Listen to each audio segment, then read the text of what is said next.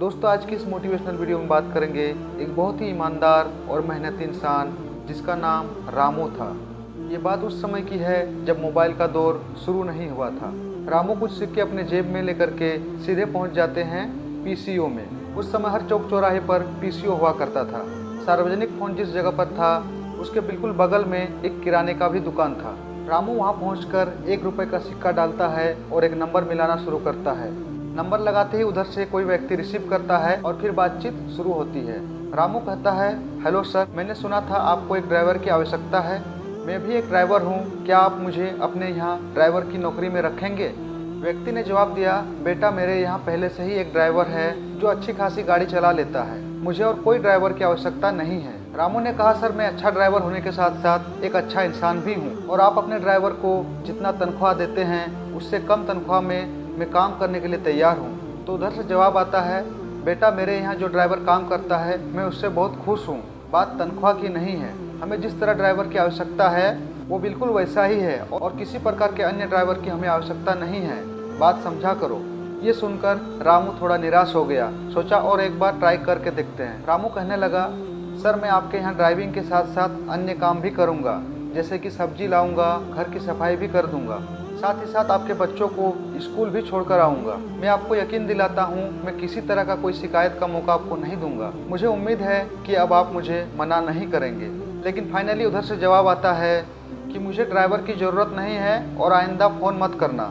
यह कहकर फ़ोन काट दिया। बूथ के बगल में जो किराने का दुकान था वह दुकानदार रामू की बात को बड़े ही ध्यान से सुन रहा था, क्योंकि बात करते करते वो थोड़ा इमोशनल भी हो रहा था। रामू बूथ से निकल रहा था, उतने में रामू को उस दुकानदार ने बुलाया कि रुको, तुमसे कुछ बात है। तो रामू ने कहा, कहिए क्या बात है?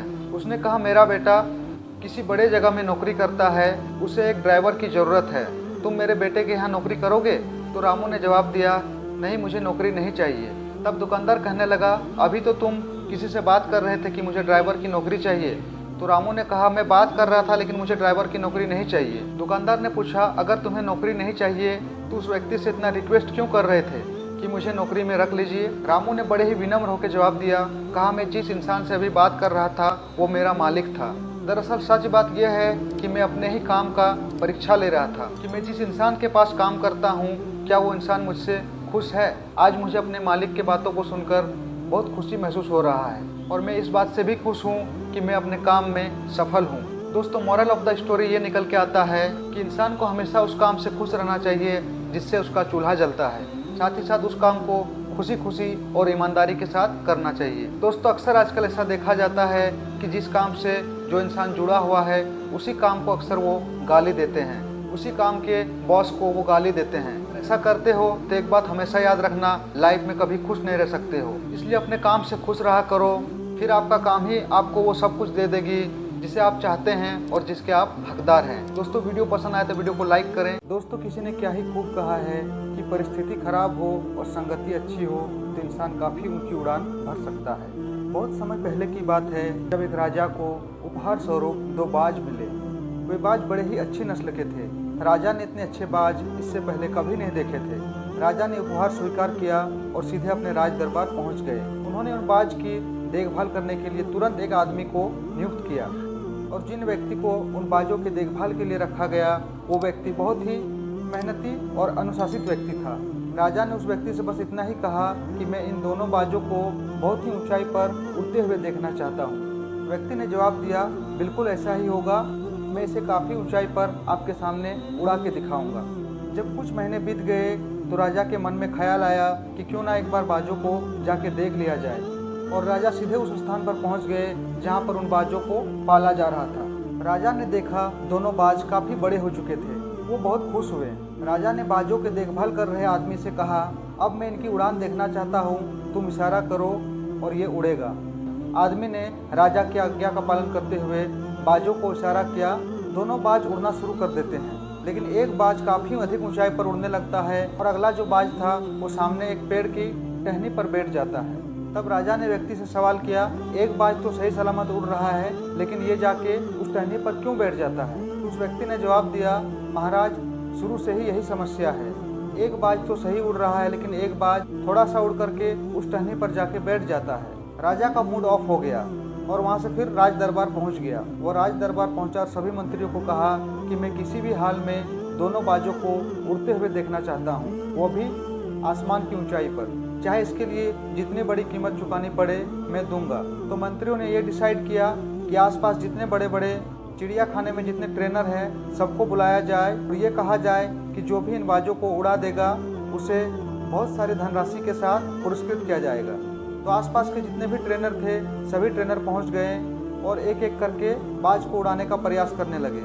जैसे ही बाजों को उड़ने का सिलसिला शुरू हुआ, एक बाज तो सही सलामत उड़ता, लेकिन फिर एक बाज उसी टहनी पर जाके बैठ जाता। फिर दूसरा ट्रेनर आया, उसने भी कोशिश किया लेकिन उसे भी सफलता नहीं मिली। ऐसे करते करते कई ट्रेनर आए, सबने अपने अपने अंदाज में उड़ाने की कोशिश किया। किसी ने बाज को चिल्लाते हुए उड़ाने का प्रयास किया तो किसी ने दूसरा हथकंडा अपनाया, लेकिन कोई भी सफल ना हो पाया। सभी लोग हताश होकर के घर चले गए और राजा अब और ज़्यादा अपसेट हो गया। लेकिन ये माजरा बैठा बैठा एक किसान देख रहा था कि आखिर ये लोग कर क्या रहे हैं। जिस व्यक्ति को बाजों को देखभाल के लिए रखा गया था, किसान ने उस व्यक्ति से कहा कि मैं एक बार कोशिश करना चाहता हूँ, क्या आप मुझे परमिशन देंगे? तो उस व्यक्ति ने तुरंत कहा कि क्यों नहीं। तो राजा भी तैयार हो गया, बोला ठीक है, कल तुम कोशिश कर लेना। अगले दिन सुबह जब आया तो किसान ने दोनों बाजों को एक साथ उड़ाया और देखते ही देखते पहला जो बाज था वो काफ़ी ऊंचाई पर पहुंच गया और दूसरा बाज भी उसके पीछे पीछे काफ़ी ऊंचाई पर उड़ने लगा। ये देखकर सारे गांव वाले और मंत्री जितने भी लोग वहां उपस्थित थे सभी अचंभित हो गए और राजा भी बहुत खुश हो गया। राजा ने उस व्यक्ति से कहा कि मैं तुम्हें पुरस्कार तो दूंगा, लेकिन पहले तुम ये बताओ कि तुमने ये काम कैसे किया।